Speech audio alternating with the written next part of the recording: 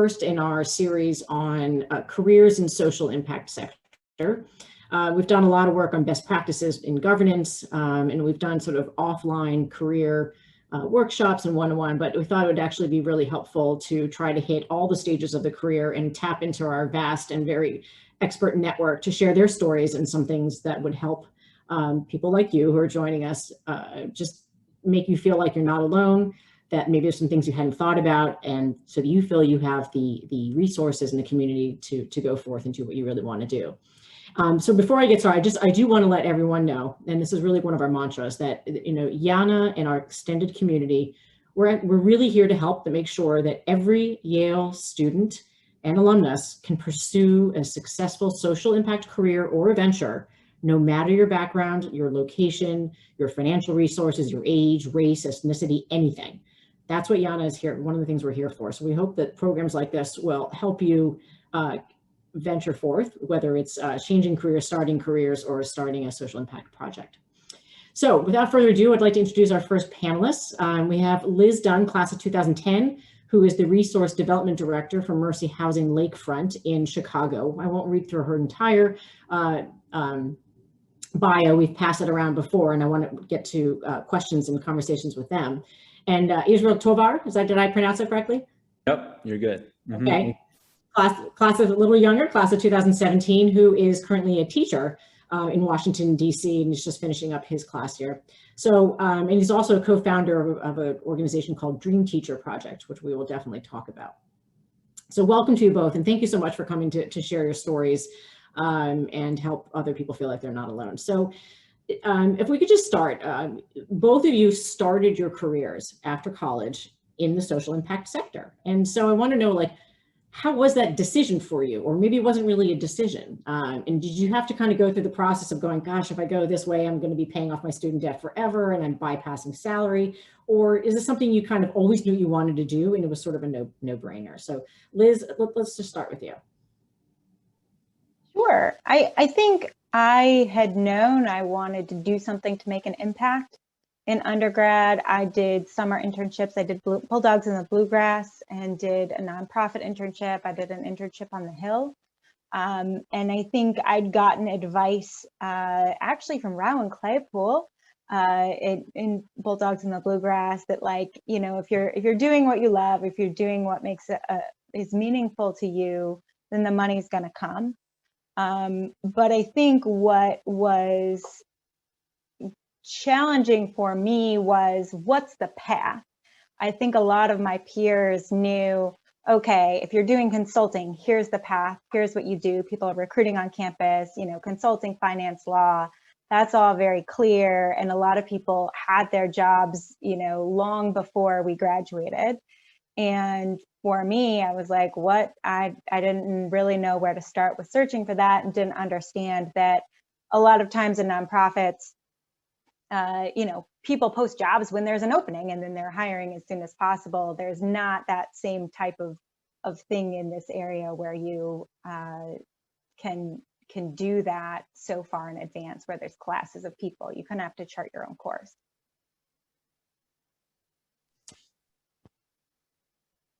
So do you want me to go, Rachel? Yeah, so I was going to say, we'll get back to what you wish you had known about, kind of things like that, but that kind of gets you. Let me, before I move to Israel, did you worry about the salary stuff? Did you know what you were going to do, and you were just like, you kind of set up your life to make it work, and that was how you, like you said, that your advice you got was do what you love, and everything else will kind of work out? Yeah, I think I'm also not a big spender, so.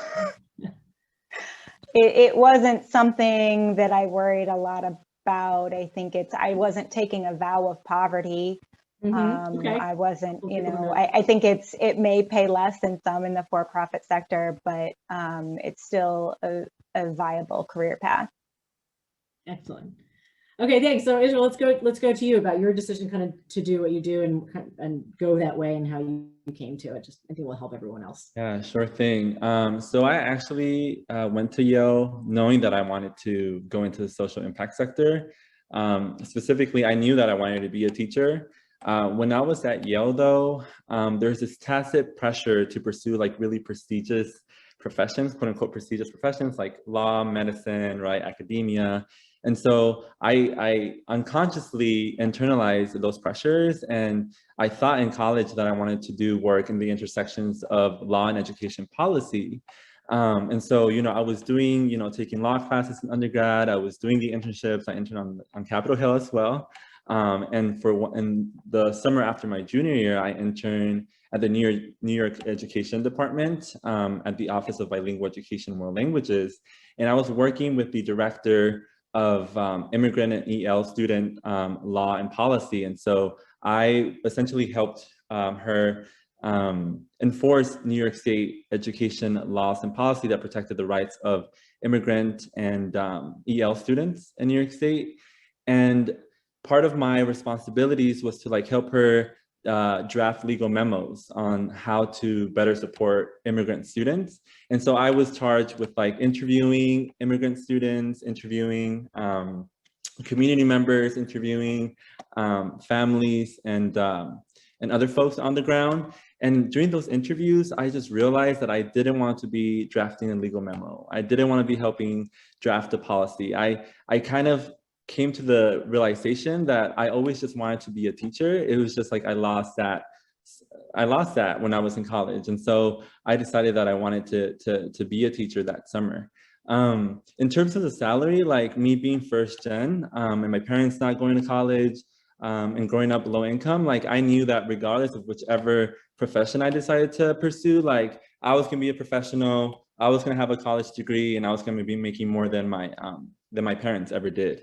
And so that was my thinking back then. Of course, now I'm more financially literate. And now the older that I get, the more I realize how important money is, right? And so that's definitely in consideration. But even today, I still lead my professional career with my heart, and I decide to pursue work that's fulfilling to me. And I know that I'll be able to make it work financially, especially as teachers. We just have to be a bit more strategic, intentional, but it's possible to be a teacher and be comfortable financially and achieve financial independence and security. Okay, so I want to touch on some of the things both of you talked about. I guess the career path and the fact that it's not the social impact career path. I mean, yes, it doesn't have the same kind of structure that large organizations, and we see the same thing in law. It's the same thing, organizations can hire by classes, and the social impact, and maybe a lot of places that they don't have formal training programs, and so they hire when there's a position open. So not really knowing what the career path looked like. And then a little more recently, you are 7 years after Liz graduated, and not later after I graduated. Still, Israel, you were saying that there's still this sort of implicit pressure or there's certainly perceived a lot of resources and movement of people towards these higher careers. And I guess that's a question, what do you think could have been done? What could be do? What kind of information do you think the students really need to know? Is it something that Yale can do? Is it something that YANA can do? And this is certainly something we want to be doing. That's why we're doing these series. Is it like a mapping? Is it what when you say there was pressure, what really led you to make that statement? And Liz, when you said there really was no structure, did you have anybody to talk to kind of figure this out? Or was there any help? So Israel, let me go start with you, and then Liz, if you want to think about it, if there's anything else you want to add. Sure, I can definitely talk about that. There's just a lot of social and academic pressures, right? Folks talking about they're going to pursue consulting careers, folks talking about the careers that they wanted to pursue. So that was a huge component. But in terms of things that Yale and other organizations affiliated with Yale can do, especially for first gen low income students on campus, is providing financial literacy development, because I'm partially biased, right? Because the organization that I co-founded is coaching teachers of color on their financial literacy skills, right? But it's possible to build wealth even though you do go into social impact sectors, become a teacher or become a social worker. It's possible, right? Like I said before, we just have to have more financial literacy under our belts, and we have to be more intentional and strategic, but it is possible to do that, right? And so I feel like I'm building wealth more than my friends who are working in a corporate setting, just because I'm able to just because I know how investing works, how the real estate market works. And so I'm able to be strategic with my money in ways that is helping me build wealth for myself, families, and communities, right? And so if Yale can somehow provide more financial literacy and make it more accessible and digestible, especially for first-gen low-income students, I think that's going to encourage a lot of folks to pursue these careers. Excellent, thank you. Liz, did you have anything to add, thinking back in your days there? I mean, I think, you know, I did do an internship, and I think that there were some internships at the time, and my understanding is there's even more now, and that there's more conversations like this. The Career Center has more now than they did then. I think sometimes also, though, as a student, you don't know what you don't know. You don't know necessarily what questions to ask. So I think that putting more information out there about what it can look like is okay. I did also, I mean, I know we were going to talk about this later. I ended up doing an AmeriCorps Vista year, but I think when I was on campus and I was talking with career services, they were like, "Oh, you don't need to do that. Like, you should get a real job. Like, that doesn't pay." And actually that is, AmeriCorps Vista is, you're on a stipend. But that was a really good way to get experience here in Chicago and start meeting people. So let's keep going with that, because my next question was just to say, you guys have talked about your summer internships, and we can always return to that, or if people have questions. And I think that's part of the reason why there's been more funding available now. And I think most Yale students will eventually figure their way to this place, and a lot of it really comes down to how they get paid or getting connections. And we could spend a whole thing just on summer internships, but let's, to the extent you can talk about your steps in your career that got you to where you are. And for both of you, you also pursued a master's. So that's a part of the puzzle, part of the path. Is it necessary? Is it something you wanted to do? So go ahead, tell me, what were the most important things that led to the next step? Liz, why don't we start? Because you mentioned sure, that. yeah. So when did you know what you're going to be doing? That's the other thing that students worry about. They're like, "Oh my God, it's March and I don't know what I'm doing after graduation." So what was your path, and when? Oh no, it took me several months. I didn't have I was back. I'm originally from Iowa. I was back in Iowa. I was kind of working on a political campaign. And then I decided to go to Chicago, and I was looking there. And so I think I actually started my AmeriCorps position in November of that year. So I feel like there was a lot of angst at the time.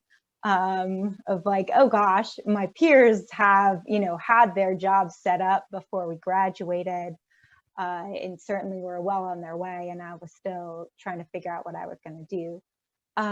But then once I was in that AmeriCorps Vista position, you're at an organization. So I was at Sarah Circle, and I think I had writing skills from Yale, and I had the previous internship experience. And then it was learning a lot on the job. I think there were a lot of benefits to being at a smaller organization for me and my personality, at least. And it was 2010. And so that was post-recession, and, very short-staffed, and just jumped in and did what I could. And I think it was a big learning experience. And then I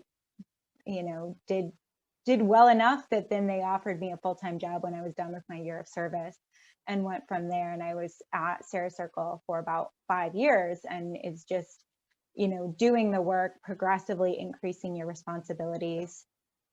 I decided to do the master's. I think I'd always assumed that I'd do some kind of higher ed. But looking around in the field, seeing people in the nonprofit sector in Chicago who I really respected, who were grant makers, who were leaders at organizations, many of them had gone to this program at U of C.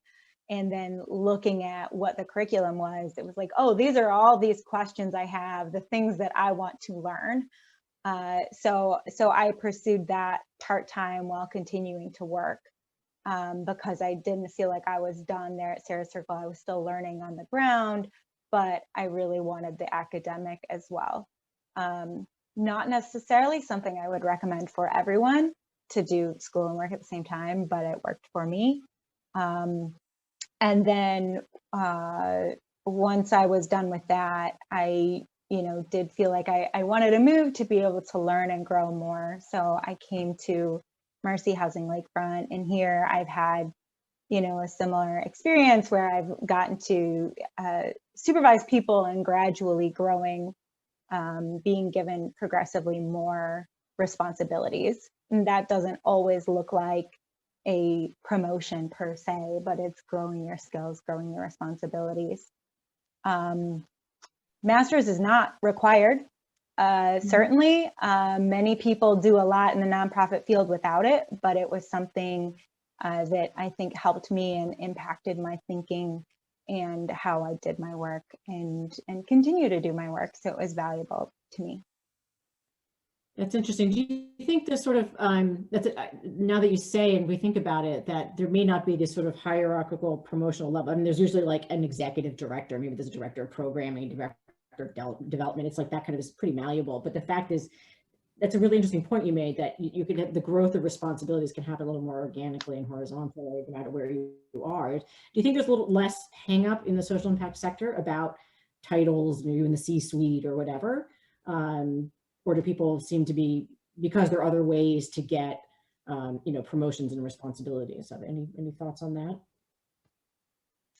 I don't know about hangups. I mean, that is something, like my title has changed a few times over the years, but I think that is something that it's not as linear, and oftentimes you're growing with the organization. And I think if you can show that to other people in the future, as whether in the same organization or a different organization, and you're able to say, here's what I've done, here's what I accomplished, and here's what I've learned from that. I think it doesn't necessarily have to look like here were every title. It's not necessarily about that. Okay, good. And then we'll get back to you and talk about some of your responsibilities now when in your hiring, now that you're higher up. So Israel, let's get back to you. Like, what was coming up when you finally decided that, like, I really want to be a teacher? Like, I don't want to go with this like big policy thing and write papers. So I was really lucky to have received the Gates Millennium Scholarship when I was in high school, which meant that it fully covered my undergrad expenses and also my graduate studies. And it's a scholarship. I don't know if I think the funding is being cut for the program. But when I received the scholarship, like it was specifically for low-income students of color, and so because I had that opportunity, I knew that I wanted to go right after, to go get my master's right after college. And so my path was a little bit more linear. And so the summer after my junior year and the beginning of my senior year, I was applying to grad school to get my master's in education. And when I I went to Stanford, and when I got to Stanford, I was also teaching Mexican American history in San Jose. And then I ended up moving to Nashville just because my immediate family lives there, and I'm partly from there. And then I came to DC just because of different reasons. And I've been in DC teaching for the past 2 years. And so I think my path was more linear, but the experiences of my friends tends to be more like the experiences that Liz underwent after she graduated from college. Something that I do want to highlight is that you don't have to have it figured out right after you graduate. In fact, even after you're in a career for 4 years, you may not have it figured out. You may want to change and pivot, and that's part of the process. I think we get this pressure to know to know exactly what we want to do, and I think that's really unhealthy. And a more healthy framework is just accepting that you change, and your interests change, and your profession is going to change.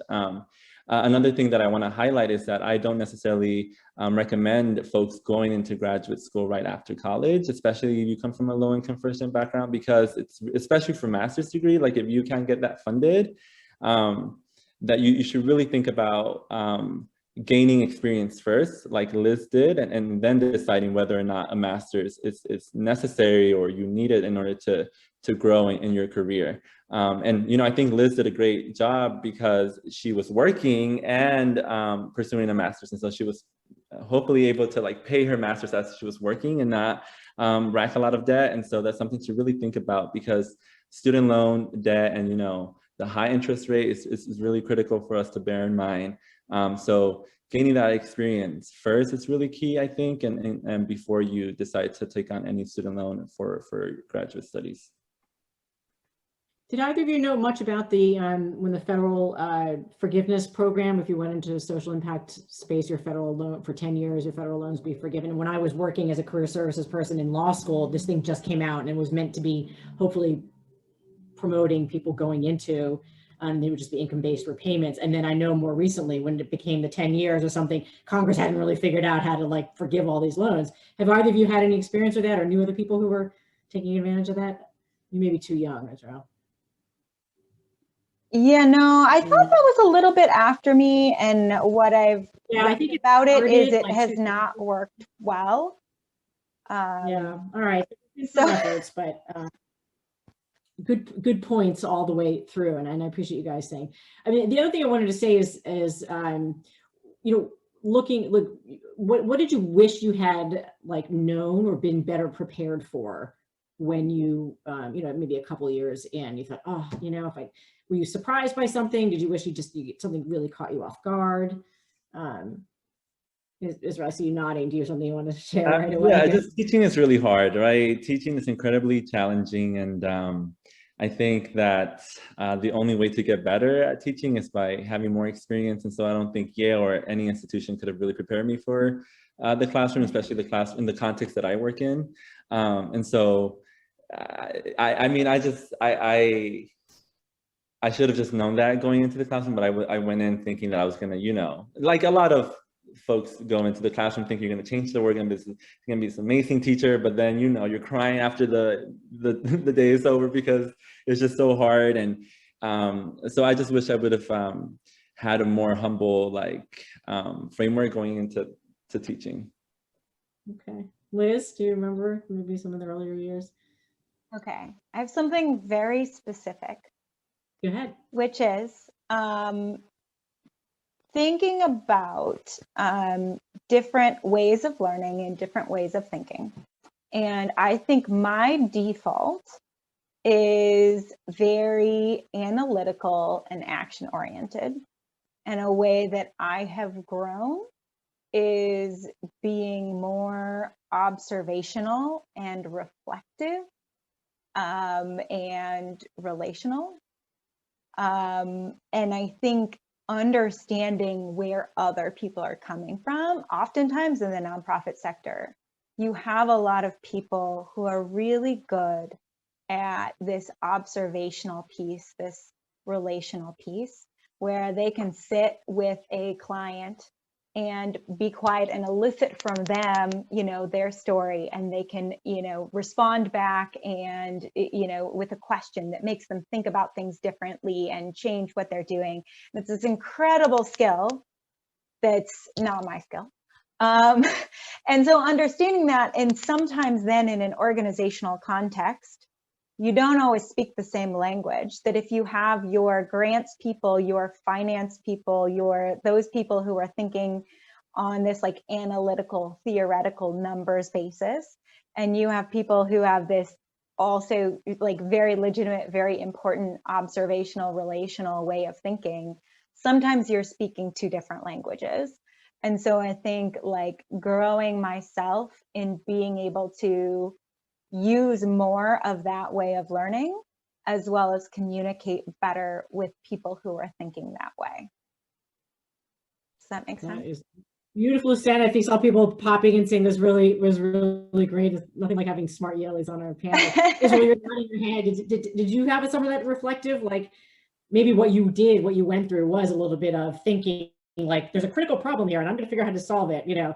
For me, it was the opposite. I think I struggle with, I think I lead with emotion, and I'm not that super analytical and logical. I think because I'm really empathetic, I think that I'm able to develop really strong relationships with folks, like with my colleagues and students and other folks in the community. And I think that has been really helpful. But at the same time, I feel like I wish I would have.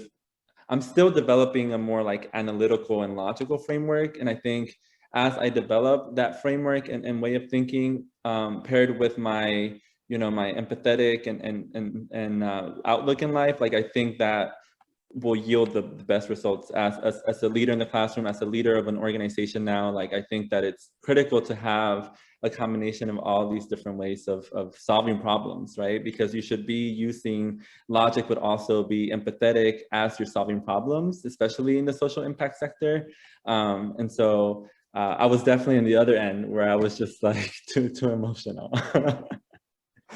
Very, very interesting. And I know there are professionals out there who obviously work in this language and space and learning styles and self-reflection, and we could probably do a lot on that. But thank you for raising that. And I love the fact you guys kind of came to me for two different angles and realize that there are times where you might need to shift, and being self-reflective enough, and it's probably good advice for everyone to be aware of how you're acting and how you're thinking and internalizing and observing.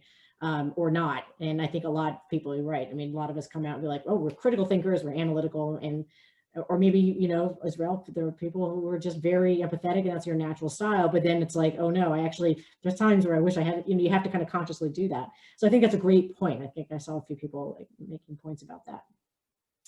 I want to, let's talk a little bit about kind of where you are now.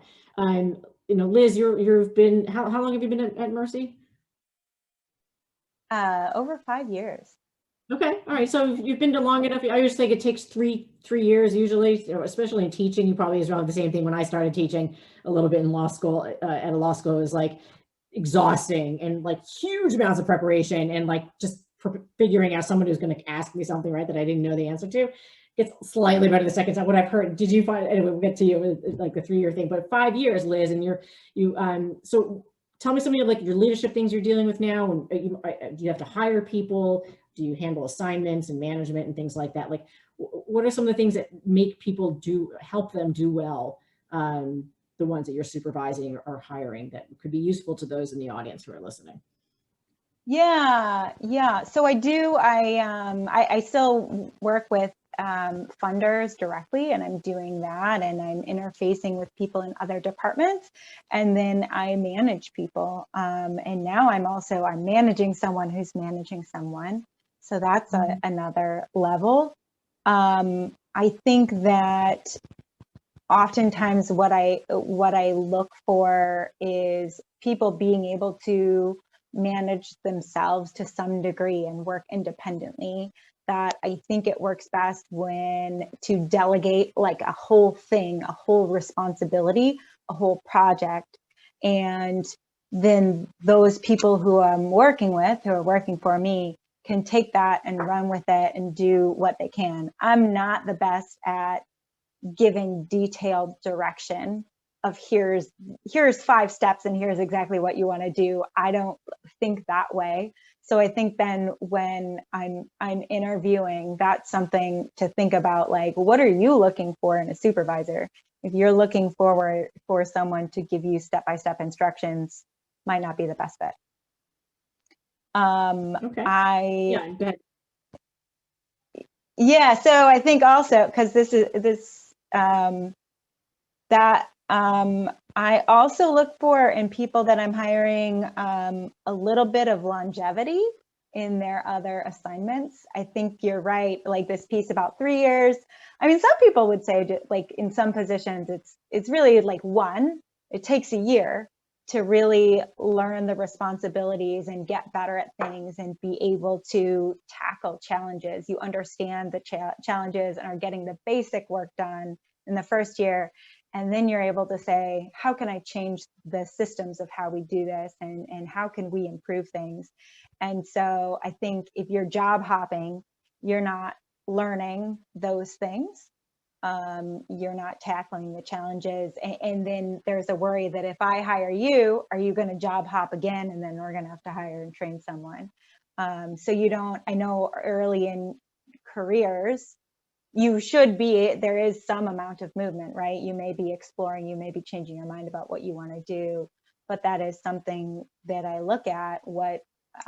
How long am I really convinced that you want this job, that you're going to stay here, and that you're going to stick it out even when we have challenges, and try to help solve those challenges.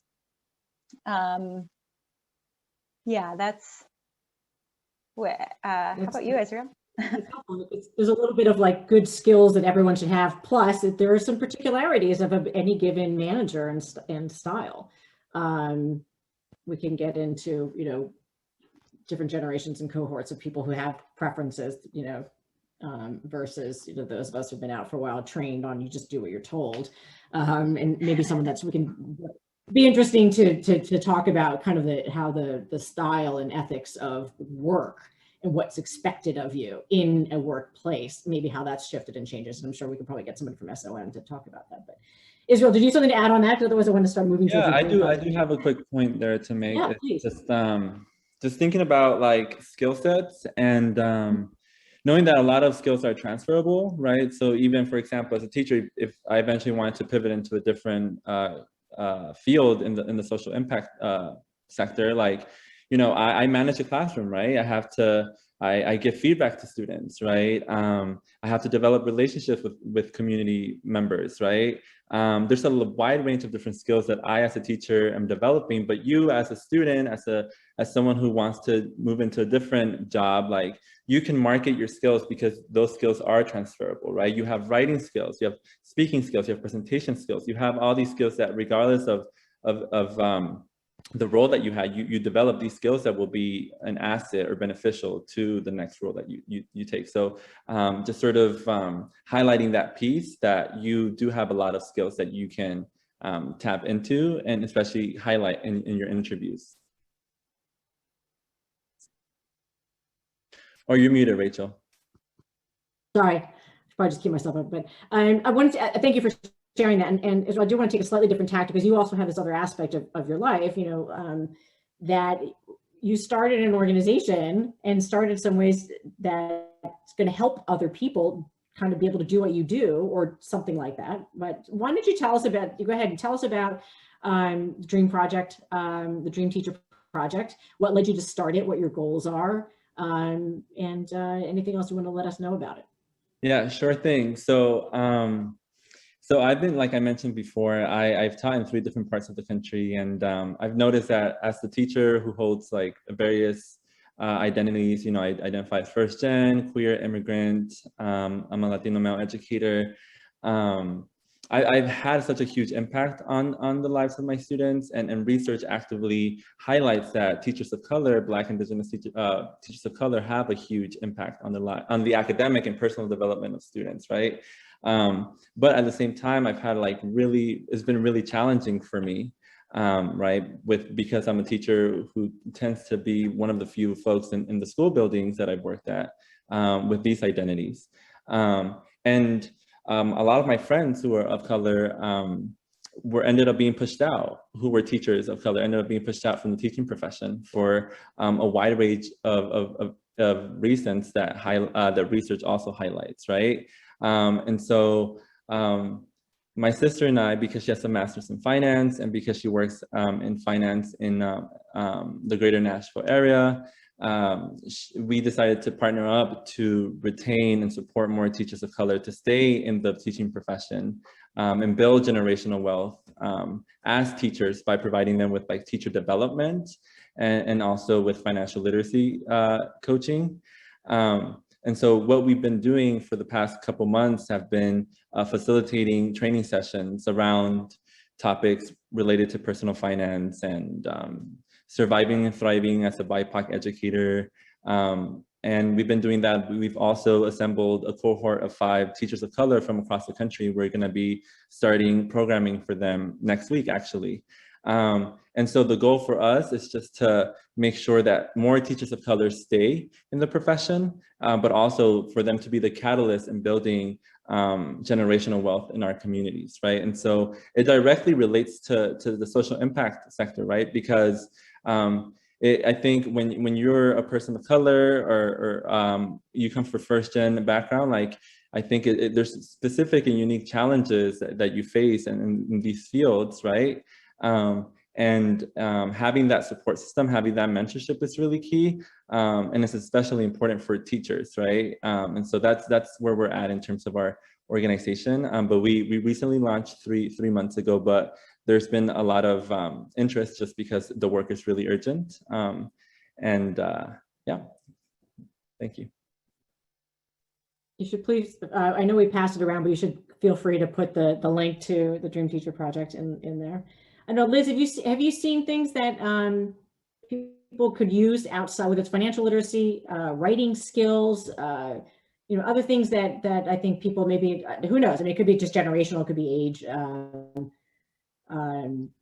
that would help folks in their careers. I mean, I was lucky, for example, like when to buy a first house, what size, how much a proportion of your salary should go to rent. I mean, do you ever get involved, or people ask you questions so that because you happen to be a supervisor or you not as in touch with what maybe some of the younger, which isn't that long ago for you, but I mean, writing skills are important. I look for writing skills in hiring too. And I like your cover letter is your first opportunity to give me a writing sample. So make sure it's good, make sure that it's not just grammatical, but that you're showing me that you know a little bit about that you're making a case for why you want this job at this organization. We, on the financial literacy piece, I'm not sure how much that comes up. I'm trying to think. It hasn't come up that much. I know there are, we work with a lot of banks who have online resources, Better Money Habits. Those, there's places you can go for that for generic. It sounds like Israel's there's some more specific things around teachers that you need, but I think there's some advice out there that's more general. Okay, good. All right, so before we move on, and let's try a little poll here. I know we've got some people on there, hopefully a variety. Let's just try this. Curious to know who's sitting in our audience. I just launched the poll. Kind of what stage you are. You're not there yet, you're well into it. I probably should have added that you're just listening and it's not your area, and then you're just passing this information on to someone else. But well, then maybe they're not there yet. Yeah, not there yet, hoping to start. That's sort of the same thing. That was my fault for putting that question in there. Okay, good. So we're getting the right kind of group, and a couple well into it. Good. So I hope and feel free for those who are well into your social impact careers. If you have anything else that you think you'd like to share with the other majority group, which are hoping to start in the social impact, feel free to put it in the Q&A or the chat, and we'll share that. So I'm going to end that one. Here you can share the results. Can you guys see that? Okay, so a few numbers. So let's try the next question. Nope, I don't know how to do the next one in polling. All right, well. Here, I see, I dropped down. Sorry, my fault. Okay, now we're also curious as to where people are right now. Where are you zooming in from? Are we heavily, we got a couple of coasts. Mostly in the Northeast. I have to say, well, so we've got Liz Midwest. We've got a pretty good span. Mostly Northeast. One person in Europe. I'll give it another second. We got 25 seconds for those of you who haven't answered yet. Come on, 60% of people voting. If you haven't answered, just go ahead and click on where you are. Let's see if we can get a few more. No, all right. There we go. Thank you. Here, I'll end this and I'll show. Okay, so most people are, not surprising. Most people are from the Northeast, and a few from the West Coast. Okay, good. Well, thanks for sharing that. So please now, feel free to ask Q&A and chat questions or stuff. But Israel, what else would you want to share right now if you've had some students, if you got a one-on-one request who said I'm not so sure, or I think I really wanted to do this, can you help me out? What kind of advice would you give to let's say students, or recent graduates who are looking to go into this sector? Yeah, there's a lot of pieces of advice. Yeah, there's a lot of pieces of advice, but I think a couple that I would give is that don't think don't think your career in a binary. That there is not static. It's always changing as you change, like I mentioned before, and also the other thing that I want to highlight is that even if you do work in the social impact sector, there's still there's folks who make a ton of money in the social impact sector. Of course, it takes time, it takes experience, but I know folks who are making a ton of money working and like doing good work, right? And so it's not a binary in which like, oh, you're going to do good work, that means you're not going to get paid well, right? There's opportunities and ways to get paid more, even though you're doing good work. So it's not a binary. Okay, good advice. Liz, you gave some very specific pointers for people who are applying to jobs and maybe what you look for, which is good, I mean, I would do the same thing, like your writing material should be really good. But go ahead, whatever, any other advice you would be helpful to folks in the audience? Yeah, so we kind of talked about some of this earlier, like understanding that it's not necessarily linear, a linear path, the importance of a cover letter. I think it's learn as much as you can in your first few years, and try to, if you're identify problems and identify solutions to those problems. I think like don't be entitled and annoying, but do speak up for yourself. You can go to people and ask to learn from them, and ask for what you need. Ask good questions when you're confused, and speak up. I think those are important things, that you are on a team and you can learn from other people, but there may be things that you see as a new person to the organization that they have not seen, that they have blinders to from being there for a while. So that's valuable. And even if you don't, having the patience to see that change takes time, and that there may be more constraints that you realize. You see something that seems messed up, and there's probably more to the story. So try to learn what that more to the story is, and do what you can to make things better, and do your part. Do the job that you have now really well, and use that to leverage to get to where you want to be, versus you know, trying to be entitled and say like, I want the next thing. Well, you got to do this thing first. So I also want to add to like find mentors who are who deeply invested in you and your growth, who can help you navigate situations and professional environments. I think mentorship is key.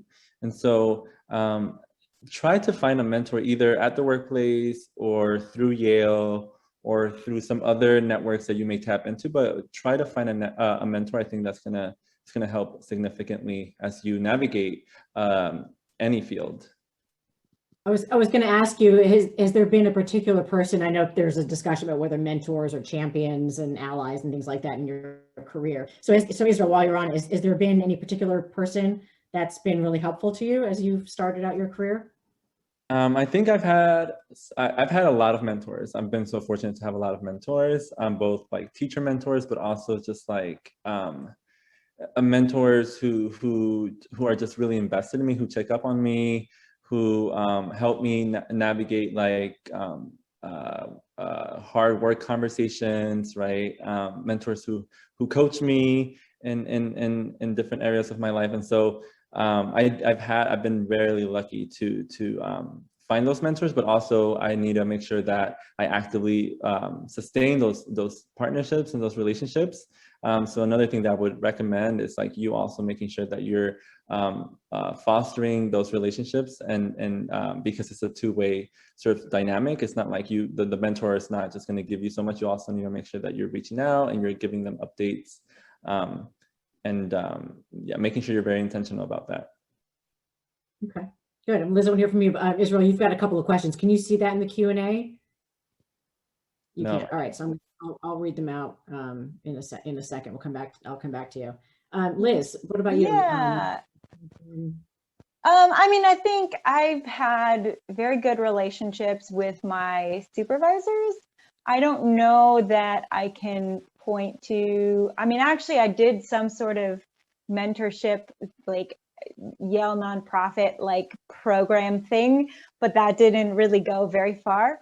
It was a kind of a formal thing, and we had a few meetings, but it didn't go very far. So that's something that I'm trying to be intentional about, being intentional about also getting to know my boss's boss more, and thinking about that specific relationship.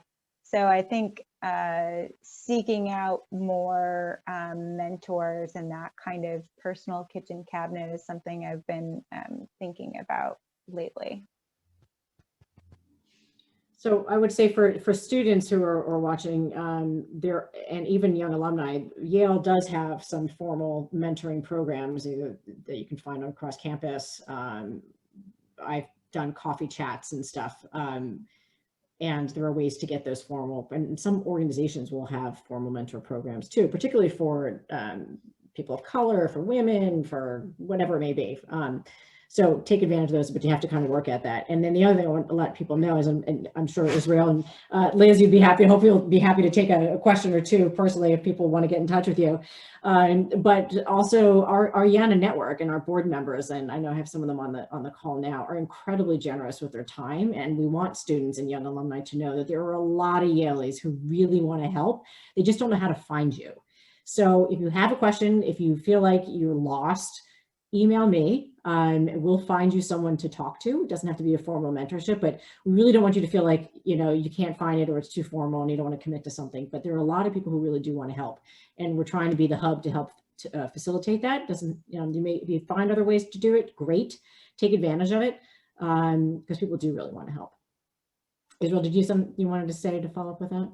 No, you said there's some questions on the chat. I can't see. Okay. So Israel, the first one, you had mentioned something about, friends and colleagues who are in other parts of the social impact sector, maybe, but that are high paying. Did you have any specific ones in mind? I don't have any specific ones in mind, but I do know that like if you reach the director role in some of these nonprofit organizations, like they pay like well into the six-figure salary. And so I just wanted to demystify this idea that if you go into the nonprofit sector, there's no way you can make a six-figure salary or make a lot of money, right? I can't think of specific examples now, but probably like superintendent or principal or head of school. Yeah, in the education specifically, yeah, superintendents definitely make a lot of money. Principals make six figures, right, for the most part. But even in other nonprofit organizations, there's that possibility as well. And so, kind of just like highlighting that piece that like. That there's still ways to make a bigger salary, even though you do work in the social impact sector. Okay. And then somebody else, Allison Gardy is one of our board members who is also incredibly generous with her time, had said she's heard about Yale alums who do teach in public or K-12 systems, and they experience being asked the question, you went to Yale, like, why are you here? And it's interesting, this other woman who I met through the reunions is a nurse practitioner, and she had the same thing that she felt she had to do because she wasn't a doctor. So do you feel like there's this other pressure once you hold a Yale degree that people expect you to be doing something else? And how can we promote that so more students and alumni realize like you don't have to be an investment banker or a doctor. You can still do things in the education or the health field or the housing field or something without having to have some big title. And that doesn't mean anything less. So have you experienced that? And what are your thoughts about that? Absolutely. I've gotten this question from students, from parents, from just people like because I have a Yale tag on my car, and people are like, oh, what do you do? I'm like, oh, I'm a teacher. They're like, oh, you went to Yale just to be a teacher? I'm like, yes, of course. You want really well prepared, smart, keen teachers leading classrooms, right? But there's definitely that pressure even after, like even for my family, like my parents, they especially because my mom didn't want me to go away for college, right? She was like, why are you going so far away for college? She didn't want me to go to Yale. And so the fact that I became a teacher after going to Yale, she was like, so you went so far away to become a teacher, right? And so like that's why it's so important to have mentors so that you can like process these situations with, right? And to help guide you in these situations, right? But yeah, I absolutely have I do experience that all the time. Yeah, I have gotten that, not so much from other people from Yale, but from people who are not. And I think some people have this assumption that, well, there's this piece about like, oh, you can never make any money if you work in a nonprofit. And also this idea that people go to Yale in order to make a lot of money. And I think I am confident that that was not why I went to Yale, and that I have a sense of purpose in my life, and I have made decisions that align with that, and I'm living a life where I feel like I'm fulfilled in my work. I'm at an organization that respects work-life balance, and that I'm able to have a good time and live my life outside of work and have relationships there. And I'm happy with my decisions. So I think when you make these decisions about career path, there's a lot that goes into it. So I think I've seen that. I would also say for the piece about positions that pay more, you are going to see leadership positions paying more. You will also see, so honestly, fundraising versus program, entry-level fundraising roles are probably going to be making more than program, just honestly. And I think, and there's a whole conversation about that and what kinds of roles that we, value as a society and what that looks like. So there's a whole conversation there. But if you just to answer that question, and then other types of roles where it is a skill that is also needed competitively in the for-profit world, it will likely pay more in the nonprofit world because you're competing for that skill set. And I think actually something we've seen is with some social work roles, as healthcare providers are hiring social workers, it's actually causing a little bit more competitiveness in like the nonprofit human service field, because you have to compete with healthcare providers that are able to pay more. Excellent. Cool, thank you. And Liz, you touched a little bit on the development versus program side. So that was one of the questions. And in Israel, are you thinking about, I mean, is there pressure to kind of go the superintendent principal training side, or curriculum development, or or do you think about that, or is there any pressure about thinking like stay in the classroom, you do a good job and that's a valuable position, or is there a sense that you have to go keep climbing up someplace?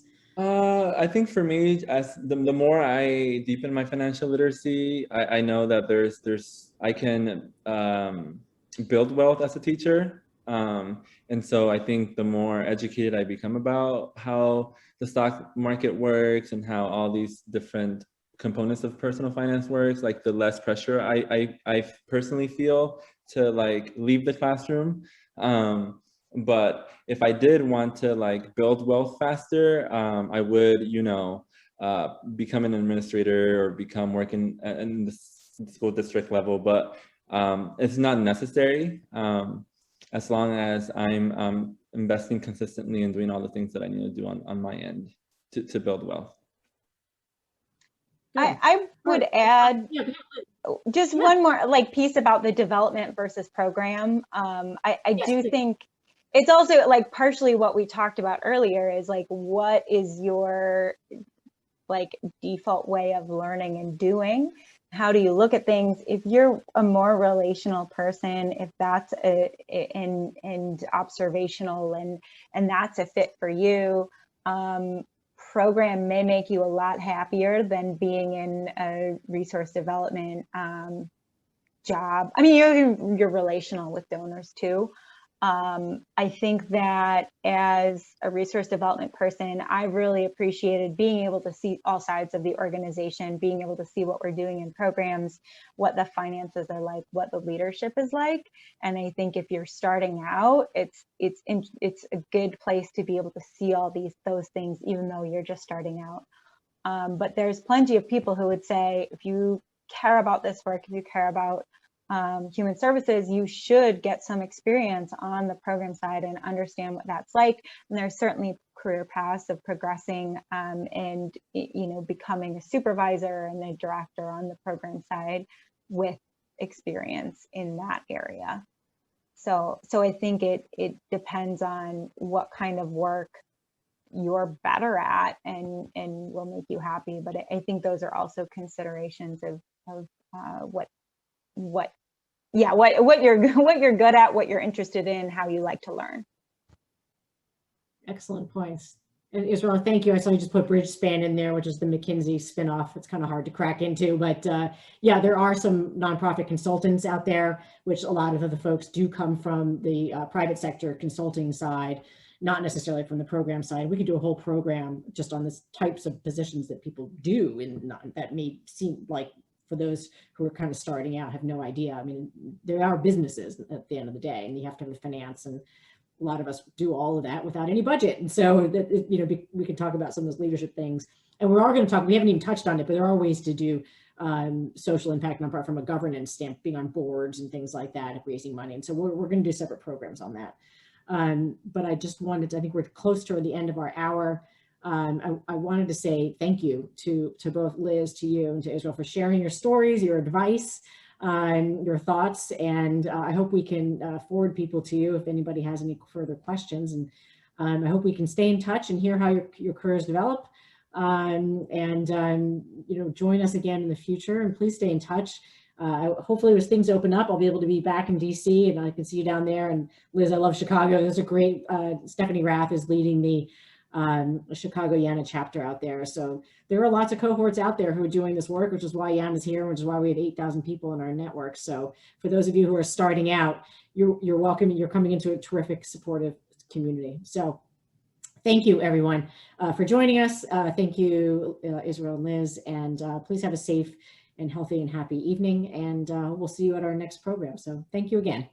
Have a good evening. Thank you so much, Rachel, for having us here. Thanks, everybody. Bye, y'all. Take care.